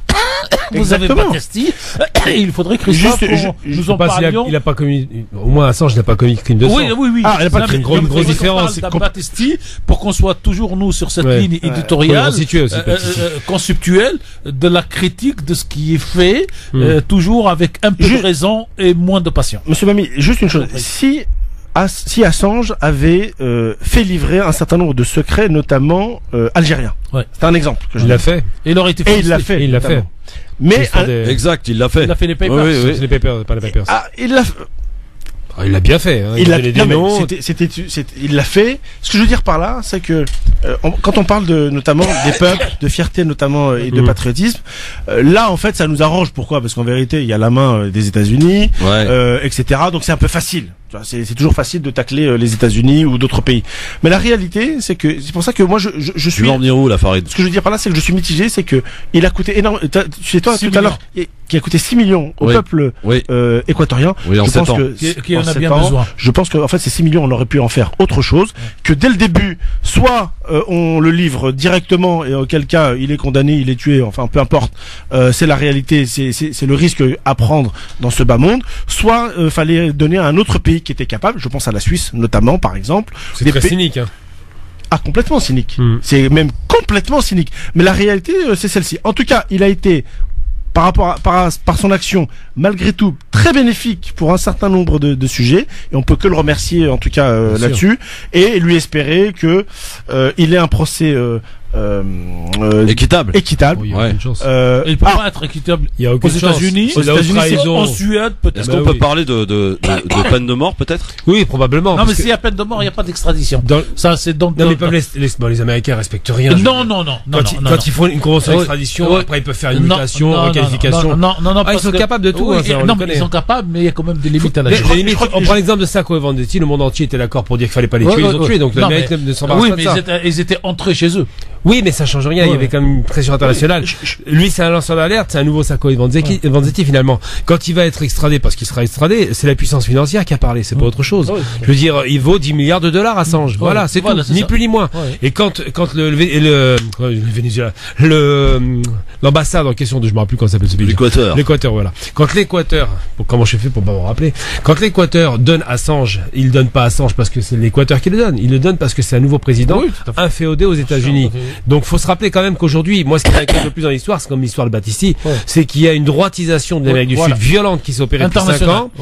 Surtout l'Amérique du Sud. Alors, évidemment, on voit ailleurs, mais l'Amérique du Sud, c'est vraiment, ils ont balayé tous les régimes de gauche quasiment instantanément. Il reste que le Venezuela. Il reste quasiment que le Venezuela. Et puis Cuba, évidemment. Pour un an, probablement. Voilà. J'espère qu'ils diront Et Cuba, oui. Et Cuba, bien. Cuba, c'est chose. Elle a bien joué. Oui, ils ont fait un travail formidable. Mais ce qui se passe, c'est que ces pays-là sont en train de tomber les uns derrière les autres. Et qu'est-ce qu'on a à la place des régimes de droite ou d'extrême droite? Et surtout, on a tous les résistants de gauche, qu'on les aime ou pas, comme Battisti, tous les résistants de gauche qui sont livrés à leurs futurs bourreaux. Résistant Battisti. Non, qu'on l'aime ou ne connaît pas, ça reste. Quand même. De son point de vue, c'est un résistant. C'est un opposant politique. Il a menti. Il s'est foutu de la gueule. Je suis pas en train de faire. Alors, on y va au Soudan. Je dis que de son point de vue, il se considère comme résistant d'extrême gauche. C'est pour ça, Kamal, ce que je disais tout à l'heure sur les populations, en fait. En réalité, nous sommes sur des débats ici. Là, on a parlé de Cuba, on a parlé du Venezuela, etc. Très idéologique en réalité. Bien sûr. Et on a parlé, tu as parlé notamment de la droitisation de toute cette partie-là, comme d'ailleurs ailleurs. Mais la réalité, c'est que les gens se posent jamais la question. Mais pourquoi les peuples en général, parce qu'ils sont pas plus cons qu'ailleurs, se droitisent ou en tout cas ont un peu plus rien à faire de la pure idéologie. Parce qu'à certains moments, les échecs économiques, on idéologise tellement et on met sous embargo certains pays que les gens pour souffler pour eux-mêmes. Exactement. Mais vous inquiétez pas, dans 10 ans, retour de. Non, parce que c'est, moi, il y a que le Nicaragua qui a tenu dans la durée. Alors, Le messieurs, Nicaragua, c'est le seul qui a tenu la durée. Assange, on verra, on aura le temps d'en reparler. Alors, il y a un mot, on va peut-être aller au Soudan, mais il y a aussi un mot sur les élections qui ont eu lieu en Israël. Oui, bah oui. Ouais, Oui, et je vous laisse faire. Les élections d'Israël, franchement, il y a quoi dire.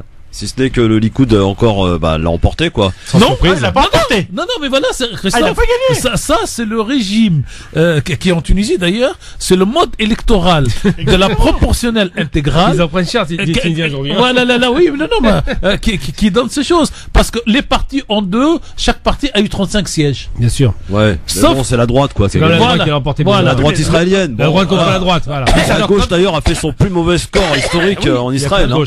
Alors la droite israélienne, et c'est un régime, lui, c'est un régime qui va tenir 1 an et demi. Je prends le pari avec vous. Moi, je veux vous faire rire. Non, Juste pour la plaisanterie, allez-y, je veux vous faire rire. moi, je lui donne 1 an et demi, je vais vous expliquer pourquoi. C'est Allez-y. probable parce que de toute façon il y a des tensions, mais moi je veux faire rire. Et, parallèlement à cette victoire en demi-teinte de Netanyahou, qui finalement reste aux commandes, c'est ça qui nous intéresse, et c'est sans surprise, on l'avait annoncé vendredi, c'était une évidence. Ce qui se passe, c'est que moi ce qui me fait rigoler, c'est qu'ils viennent de lancer un satellite, qui est un exploit, que le nom du satellite m'a fait rire, s'appelle Bershit, bah pas de chance, Et à la il fin. a fait shit en France. Et voilà, ça veut dire qu'il s'est vautré, effectivement, et que... Mais moi je veux défendre Israël sur ce point. Mais comment Je veux défendre Israël sur ce point. Oui, Un c'est petit très fort, pays c'est très fort. qui lance contre tous ceux qui ont les moyens et qui ne lancent pas. Alors je ferme ma gueule. Alors moi je dirais, je compare Israël, donc les États-Unis, à l'Iran. Ouais. L'Iran est un peu ouais. encore plus petit pays Oui. et a réussi à faire ses Tout à satellites fait. et ses lanceurs. Oui, Ce qui est beaucoup plus fort. Donc ils ont eu des échecs, mais ils ont quand même réussi à atteindre l'espace. Alors, si on veut être tout à fait franc et honnêtement intellectuellement, En termes de technologie- ça n'est pas un satellite dans l'espace. C'est Sur qu'ils ont- la Lune. Eh oui, Oui, c'est pas pareil. Atterrir sur la C'est- Lune. Oui, mais moi, c'est- j'y connais pas grand chose. C'est une longue expérience américaine. Je veux dire, c'est- Non, je suis d'accord. Ce que je veux dire par là, c'est que c'est pas quelque chose de. Oui, mais qui est le c'est lanceur pas Oui, mais anodin. qui est le lanceur Moi, c'est le lanceur qui m'intéresse. Non, mais Le lanceur, c'est qui? C'est la fameuse société privée qui a lancé ses propres fusées dans la l'espace. technologie est israélienne. hein. Oui, Non, oui. le mais satellite technologie- israélien, comme Ah les oui, Algériens ont un non. satellite. Non, mais en termes Ah, de si. Ah non, ils technologie. ont un satellite, oui. Non, les Algériens construisent des satellites comme les Israéliens. Et ce qui se passe, c'est le lanceur qui fait la différence. Ouais. C'est pas le satellite en lui-même. Non, mais en termes de technologie, on va pas dire qu'Israël n'est pas l'un Non, ils sont très forts, là, des discutablement. pays du monde. Mais il y a le Je veux renfort dire, de vous l'Occident utilisez derrière. tous malgré vous le Le fameux clé USB. le logiciel Oui, voilà, de Viber. GPS, Waze. Waze. Et c'est une production israélo-militaro. Sur le plan technologique, ils sont largement avancés. Non, indiscutablement. moi je vais dire pourquoi 1 an et demi. Parce qu'en fait, il a 2 handicaps. Le premier handicap, c'est donc ses affaires judiciaires qui vont tourner. Ouais. Mais le deuxième handicap dont on parle jamais, c'est que les partis d'extrême droite viennent pour ramasser du fric au début du budget pour voter le premier budget. Et pour avoir cette majorité de 65 sièges, quitte à ce qu'il enlève tous les autres budgets, y compris santé, école, il leur donne. Et donc, comme il va leur donner la première année et qu'ils vont prendre la deuxième année, il y aura moins d'argent dans les caisses pour construire donc ces colonies et ces trucs-là. Et donc, c'est dans 1 an et demi, la crise va revenir, les 5 sièges vont repartir, et soit qu'ils refont un vote à l'intérieur et là, les bleus la gagnent, soit qu'ils repartiront dans une élection dans 2 ans. Bon. Je pense qu'on a tout dit. Mais j'allais dire, c'est écrit avec un crayon blanc sur le tableau noir. C'est Tout pratiquement le monde évident, le bien sûr, je sait. suis d'accord. Et lui, il essaye. Et lui, il est dans la situation Il joue entre d'Assange. deux, bien sûr. Il est dans la situation. Il dit combien de mois et d'années je peux encore récupérer en liberté, parce qu'il sait que le jour où il quitte le pouvoir, il aura le même Comme ses prédécesseurs. comme ses prédécesseurs, et Absolument. surtout le président de la République. Et Oudelbert, ça lui Et arrive pour les aussi. Palestiniens, parce que je vous ai pas Qui a entendu passé- parler des Palestiniens, Alors, c'est une j'ai mauvaise complètement- nouvelle. Ah, bien sûr, c'est Alors, une les bonne Palestiniens, nouvelle. c'est une très bonne nouvelle. pour Non, les c'est une mauvaise Palestiniens. Comment nouvelle. ça, c'est une bonne nouvelle? Ah, c'était une très bonne Il annonce Christophe. l'élection complémentaire. Voilà, Bah ouais. c'était une très bonne nouvelle. Parce que quand tu C'est des- annexes un territoire en droit, tu as des obligations Les droits, supérieures ok, les droits, à la ok. situation dans laquelle tu es à moitié Vous indépendant. parlez d'un pays qui respecte aucun droit. Non, mais donc, il est obligé. Là, il y a des choses. Non, il y a Et qui en l'oblige, plus, il y a qui la l'oblige. bonne nouvelle pour moi, c'est que tous les supporters idéologiques d'Israël en France vont justifier la discrimination et l'apartheid. Ah, ouais, en termes Et en termes ça va idéologiques, être c'est pour nous amusant. un moment extraordinaire. Bah, ils sont obligés. Ils peuvent pas dire non. Il y a bien de Donc, l'ironie ils dans vont- l'histoire, j'ai et bien compris. Ils vont justifier les Finkelkraut, C'est ironisé à Rachel fond, là. et tous les autres. Et donc, vous savez, quelque chose pour les Palestiniens m'a l'air bon. Et tous ces gens qui vont écouter ça, en fait, ils vont créer dans la population française non musulmane, non arabe, De la sympathie, non proche bien sûr, de la question, forcément. de la sympathie C'est supérieure. c'est ce qui On t'arrive. part au d'ailleurs. Soudan, messieurs, si vous le voulez bien. Renversé, mais pas extradé, pardon. Omar El-Béchir est depuis depuis hier en résidence surveillée, même très surveillée d'ailleurs. Hein, l'armée qui a pris le pouvoir, vous le savez, au nez et à la barbe des manifestants, assure pourtant que l'ancien président ne sera pas livré à l'étranger alors qu'il est visé. D'ici 2 ans. Mais c'est une blague, c'est comme Milosevic, ils vont le lâcher pour un billet. Est-ce que je peux finir une phrase ou Oui, ça vous désolé, pose problème? Parce que si, ça si, devient ça me pénible, pose problème. franchement. C'est clair. D'ici 2 ans. La Cour pénale internationale, notamment, Très juste. est poursuivi Omar al-Bashir, hein, notamment pour la Cour pénale internationale pour crime. Les militaires ont voulu donner des gages aux manifestants qui continuent de protester devant le quartier général de l'armée. Les militaires promettent de remettre en place un gouvernement civil. C'est après avoir annoncé la mise en place d'un conseil militaire de transition très contesté que l'armée semble maintenant décider à donner quelques gages de bonne volonté au peuple soudanais, messieurs. Alors, je peux vous dire quelque chose, Sir Christophe. Le peuple soudanais est contre la livraison d'Al-Bashir au tribunal international. Parce qu'ils disent s'il a fait quelque chose, on doit le condamner ici et on doit l'exécuter ici parce que ces noirs qui sont envoyés pour être condamnés par des blancs. Je vous rappelle juste que la dernière Pas par des blancs, justement. Par une autre noire. Non, par des blancs, les juges sont blancs. Oui, c'est le procureur qui sont noirs, Bien sûr. mais parce que C'est c'est les des harkis la de CPI, tribunal. c'est ça, Mais j'en termine là, que la dernière rigolade s'est passée que l'ancien président de la Côte d'Ivoire, comment il s'appelle, Gbagbo, a passé 7 ans en prison et à la fin on lui dit on n'a pas trouvé contre toi. Alors, si je peux me permettre, c'est 30 ans au C'est pas pouvoir, je comparable. rappelle, el-Bashir. Omar el-Béchir et Laurent Gbagbo. Je pense que c'est pas du tout la même chose. Il a quand même pris 7 ans. Sauf que le président actuel, C'était prévisible qu'il allait être libre. Ça on le savait, c'est pas la question. Non, Mais il a pris 7 oui, ans, c'est ça le sauf- problème. sauf- En termes de droit, c'est mais problématique. sauf que le président actuel, c'est-à-dire le numéro Ah bah, 2, ça le va ministre pas. de la Défense, c'est lui qui a tout fait au Darfour. Bien sûr. Et donc, si lui-même, il venait à livrer Bachir, Ça serait il faut possible.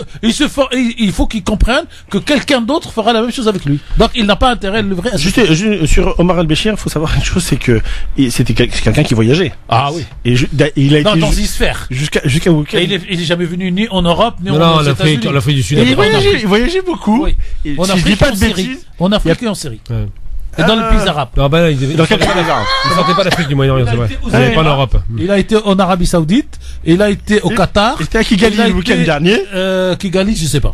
Il était à Kigali Après, c'est le l'Afrique, week-end on va pas dernier. Et il aurait dû rester là-bas. Et en vérité, il aurait dû rester là-bas. Parce que derrière cette destitution, bien sûr, il y a la pression. Là, on parle d'une destitution, on est d'accord. Non, non, il a démissionné. Ah. Bon, la force, c'est Ah oui, une mais non, non, mais lui, Voilà, Et lui aussi, il a démissionné. Arrête, s'il te plaît. Je relance la Christophe, machine. non mais Christophe, je vous jure, Il a démissionné, il a fait une officiellement. lettre de démission aussi. Ah, lui aussi. Oui. Ah, c'est incroyable. C'est une contagion. Moi, je voudrais rendre hommage à ces femmes en Algérie et au Soudan Ouais, c'est clair. qui sont à la pointe de la manifestation et l'icône de la révolution soudanaise est une fille qui porte Ouais, un en voile, blanc, un foulard. Et je voudrais poser la question à tous ces intellectuels français. Est-ce qu'il faut exiger de cette dame qu'elle retire laïque. d'abord son foulard ou son voile pour qu'on lui reconnaisse le statut de l'icône et de la liberté, ou est-ce que tant qu'elle porte le voile, elle ne sera jamais une icône de la liberté de son pays? Farid sur Omar el-Bashir. Pour finir ton propos. À moins que tu l'aies perdu. Non, pas du tout. C'est que le Soudan, en fait, c'est très particulier. Franchement, avant cette, quand on fait si on fait un sondage en France pour dire c'est quoi pour vous le Soudan, la première chose que les gens vont évoquer, c'est Alain Souchon. C'est Alain Souchon, je rigole. Ah. C'est des chansons du Soudan, donc. non, je pense que c'est le génocide au Darfour. Au Darfour. Bah oui, évidemment. Mais il y a aussi Mais en réalité, il y a aussi les guerres de. le Soudan est un pays extraordinaire. C'est un pays qui a été alors Le pas plus grand divisé. d'Afrique avant d'être divisé. Avant de diviser, absolument. Il a été alors Et ça, c'est une erreur stratégique que Bachir a accepté pour rester Complètement. au pouvoir. Alors, Il aurait dû il a refuser. fait un petit, sur cette erreur stratégique, il a fait un petit choix. C'était de dire, parce que, en fait, ce que les gens ne savent pas, c'est que le Soudan, unifié, les deux Soudans, en fait, c'est un pays, pétrolier. Bien sûr, c'est celui qui a 80% des valeurs. Sauf que le pétrole est au Exactement. Darfour. Le pétrole est au sud. La réalité, c'est celle-ci. Que le sud, c'est la minorité chrétienne. Oui. Qu'il faut quand même Ultra minorité. ultra minorité, mais Parce qu'il y a chrétienne. 15% d'animistes, 15% de chrétiens. C'est vrai. 15% musulmans, tout reste animiste. 70%. Et la difficulté, c'est que le pouvoir politique a toujours été au nord. Oui. Bien sûr. Et l'exportation du pétrole se fait par le nord. Dans le Nord, absolument. Et il a fait ce petit jeu, de dire voilà, je vous donne la possibilité de votre indépendance, finalement, C'est par chez nous, ouais. mais de toute manière, c'est nous qui taxons. Maintenant, Bien sûr. Or, les Chinois, parce qu'en réalité c'est la Chine qui est derrière et Israël, les effectivement. Israéliens sont passés par derrière. Les Chinois ont quasiment terminé les pipelines qui vont pouvoir exporter. Et du coup, les militaires qui ont renversé Omar el-Béchir, en clair, ils ont compris que dans quelques temps, potentiellement, il y aura une raréfaction des ressources financières. Et donc du coup, il faut se mettre, faut se mettre bien avec la Chine pour pouvoir continuer à survivre. Et donc du coup, Omar el-Béchir qui, je dis pas, si je dis pas de bêtises, c'est 30 ans de pouvoir quand même. Oui, 89. C'est 30 ans de pouvoir. Avec, un pays dont l'évolution en termes quels que soient les critères, mais en termes d'indice n'est pas si extraordinaire que ça, malheureusement. Catastrophique. Alors que c'est un pays extraordinaire. C'est un pays, les gens le savent pas, mais c'est un pays d'intellectuels. Oui. C'est un grand pays intellectuel. Ah oui, tout à fait. Et surtout, les gens ne savent pas non plus, c'est un pays, alors je ne veux pas dire que c'est un pays arabe, mais c'est une culture. Les gens s'instruisent, hein, Farid. Hein. C'est un pays arabe de fait, puisqu'il fait partie de la Ligue arabe. Oui, c'est vrai. Et non, mais parce que tu fais un sondage aujourd'hui parmi les. Ils voient des noirs et savent pas qu'ils sont arabes. Pour eux, c'est pas des arabes. Ouais. Et moi, je suis. Franchement, je pensais pas qu'il allait se faire balayer aussi rapidement, Omar el-Béchir. Alors, vous avez un chanteur soudanais qui a une superbe chanson en langue arabe qui ressemble un petit peu aux Perles de pluie de Jacques Brel et la chanson s'appelle Amtirat Lu'lu'an, il pleut des perles sur le Soudan. Et c'est l'une des plus belles chansons en langue arabe littéraire sur la beauté de la pluie qui descend, qui arrose la terre pour que la terre donne la vie. Amtirat Lu'lu'an. Alors, pour être tout à fait complet sur le Soudan et au lendemain donc de cette destitution du président Omar el-Béchir au pouvoir depuis 30 ans, ce matin, un général a pris la parole lors d'une conférence de presse retransmise à la télévision. L'armée promet désormais qu'un gouvernement civil sera mis en place au Soudan sans fixer d'échéance ni préciser sa composition exacte. On sait tout de même que le ministre de la Défense sera un militaire et que les militaires désigneront aussi le ministre de l'Intérieur. Pas de quoi convaincre les manifestants à ce stade, hein, eux qui regardent les manœuvres de l'armée avec suspicion. Le conseil militaire aux commandes depuis hier a en outre promis d'engager un dialogue avec toutes les entités politiques du pays. Une rencontre donc devrait avoir lieu cet après-midi. Difficile de dire si pour l'instant qui y prendra part et surtout si l'opposition choisira de parler avec les militaires. Un véritable changement donc qui s'opère en ce moment au Soudan. Et là aussi un petit peu, même si comparaison n'est pas raison, comme en Algérie, les Soudanais sont toujours dans la rue et le font savoir que malgré le couvre-feu installé par la force. Ils ont bravé le couvre-feu, effectivement. Et en dépit des morts, parce qu'il y a eu des morts. Oui, là, il y a eu des morts. C'est pas l'Algérie, 47 morts. 47 morts, c'est pareil. 47 jusqu'à hier, mais oui, on s'entend bien. Hier, et les gens sont quand même descendus malgré. Oui, c'est pour ça que je dis. Ce qui est intéressant, c'est qu'il y a l'effet de contagion algérien dont on a parlé, parce que personne n'a parlé de l'effet Algérie sur le reste du monde arabe. Ça devait arriver. C'est on en a parlé hier, Charles. Non, je dis personne. Je parle pas de nous ici. Je parle en général dans les médias. C'est-à-dire que le fait que l'Algérie montre un modèle, ça, c'est en train de se transposer et on voit une accélération de l'histoire. Et j'espère effectivement que ce sera la péninsule arabique qui se libérera de la même façon, parce qu'il faut en finir avec ça. Alors un mot, non, pas de mots. Non, 5 secondes. Non, pas de 5 secondes parce qu'on va être coupé. Ça fait dégueulasse après. Je prends 5 secondes après. Vous prenez 5 secondes après, y a pas de problème. Et je vous demanderai j'espère juste pas perdre mon idée. En 1 minute. Bah oui, mais après les idées, vous voyez, les pubs, elles attendent pas les idées. Juste un petit mot sur la fin du grand débat, parce que c'est fini. Justement, c'était sur ça. Et bah justement, on en parle dans un instant. Ne bougez pas. Il suffit juste de me suivre. Vous allez voir, tout va bien. À tout de suite. France Maghreb 2, France Maghreb 2. Il nous reste 3 minutes, messieurs. Farid Tamsamani, Tarek Mami et Gamal Abina pour parler un petit peu du grand débat qui s'est terminé maintenant. Et Emmanuel Macron doit trancher et faire des annonces. Bah écoutez, les Français, je ne sais pas s'ils sont suspendus aux lèvres du président qui devrait parler vraisemblablement dimanche ou lundi, d'après les dernières informations.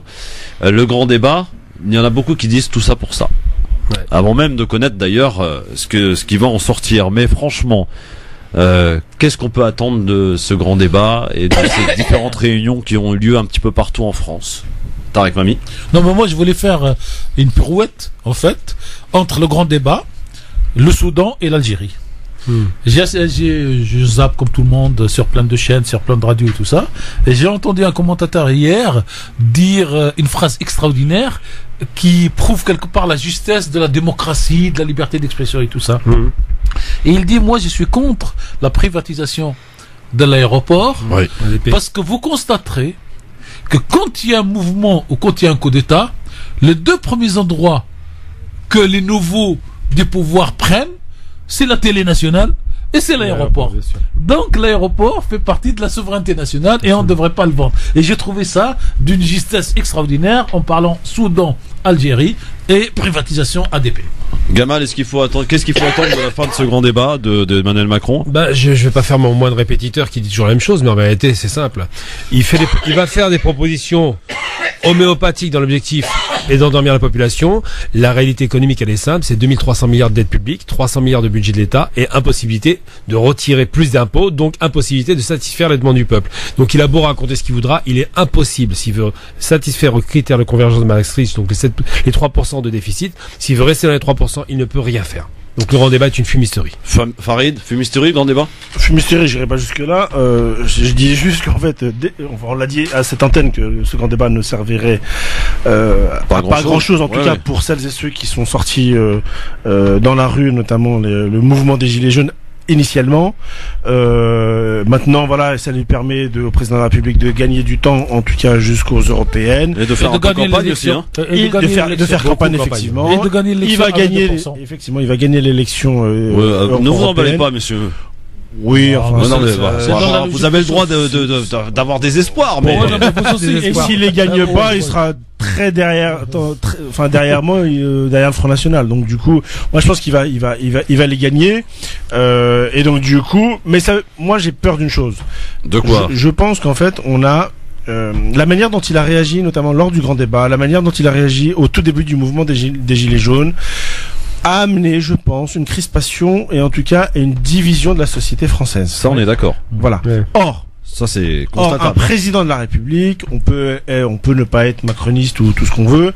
Un président de la République doit rassembler. Ouais. Même ce qu'il n'a pas su faire. Même des présidents de la République qu'on a parfois même insulté à juste titre, les quoi pires. Que ce soit, ou pire. Voilà.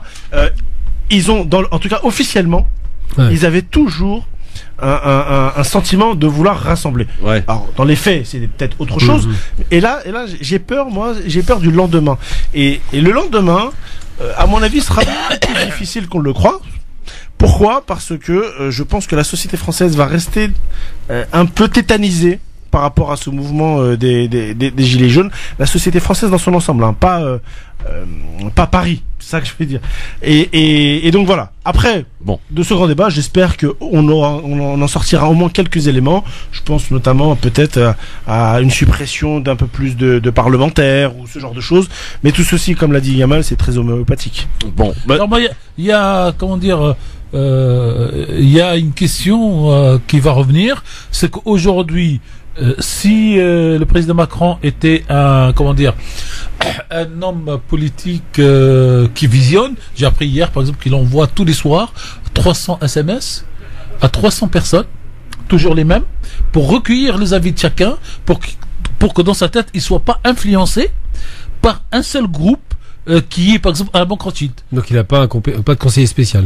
Non, il a des conseillers qui travaillent, mais il a 300 contacts individuels. Mais ça sert à rien, ça. Non mais c'est une méthode de faire. Et aujourd'hui, je pense qu'il doit courir derrière 3 lièvres. Ouais. Le premier lièvre, c'est de gagner effectivement les européennes. Le deuxième lièvre, c'est qu'il puisse tenir un an et demi après, qui reste pour la prochaine élection présidentielle, et que c'est dans cet intervalle qu'il va réfléchir, se représente, ne se représente pas, en sachant qu'il, sur le plan économique, je ne dis pas qu'il a réussi, mais tous les chiffres sont ouverts. Cette année, en 2019, il va y avoir le plus grand nombre d'offres d'emploi qui va être déposées en France depuis 1967, en gros. Et il va rentrer dans les 3% de Maastricht. Le procédure prud'homme, comme il a changé la loi, ont été coupés par 3. Donc, sur le plan strictement, j'allais dire, de chiffres économique, il aura gagné. Absolument. Mais est-ce que gagner sur les chiffres de l'ENSEE, pour faire simple, permet de gagner politiquement? C'est probable. Là, c'est beaucoup plus loin. Mais la peur des Français, c'est le chômage. Donc s'il réussit à régler la question du chômage, il gagne. Ensuite, pour l'élection européenne, évidemment qu'il va gagner. Même si Le Pen le dépasse légèrement, de toute façon, au second tour, il remporte la mise. Il n'y a aucune chance qu'il perde. Moi, je retiens, hein, on est le 12 avril, messieurs. Vous êtes tous les trois d'accord pour dire qu'il va gagner. Bah, écoutez, on prend Paris. Allez, c'est Paris. Merci à tous. tous, bon week-end. Restez bien à l'écoute de votre radio France Maghreb 2. Dans un instant, on parle de sport avec une autre équipe et un autre plateau. Hicham Terak et Razik Metich. On va parler taekwondo, les amis. Ah, ça c'est bon ça. Bon week-end à tous. Restez bien à l'écoute de votre radio France Maghreb 2, bien sûr. France Maghreb 2. France Maghreb 2. Pour ensoleiller et accompagner vos journées et vos nuits. France Maghreb 2.